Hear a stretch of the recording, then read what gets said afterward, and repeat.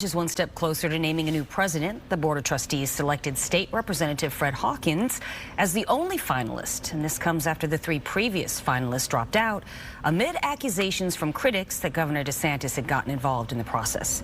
Fox 15's Aaron Mesmer is in our newsroom tonight. Aaron, any word about whether the selection came from the governor's office? Well, Linda, no one is officially commenting on whether that's the case. However, a former dean at South Florida State says that's exactly what happened. And the man now in line to take over the college is someone who helped kickstart the governor's battle with Disney when he sponsored legislation that transferred Disney's self-governing power to DeSantis' appointees.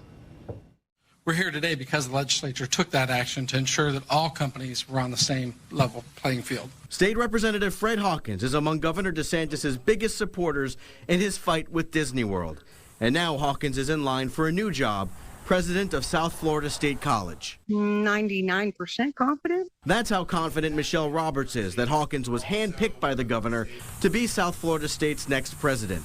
Roberts is a former dean who worked there for 16 years and still has close ties to the college. A lot of people have so much invested in this college, and they really don't want to see it controlled by the governor. Hawkins' selection Tuesday comes after the college's Board of Trustees previously narrowed their selection process down to 3 finalists, but all of them dropped out at the same time, citing personal reasons.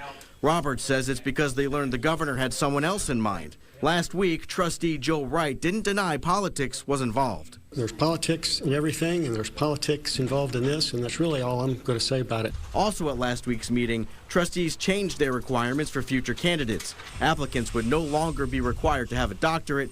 Hawkins does not. They opened it up and created the position for him. They created the requirements that he had.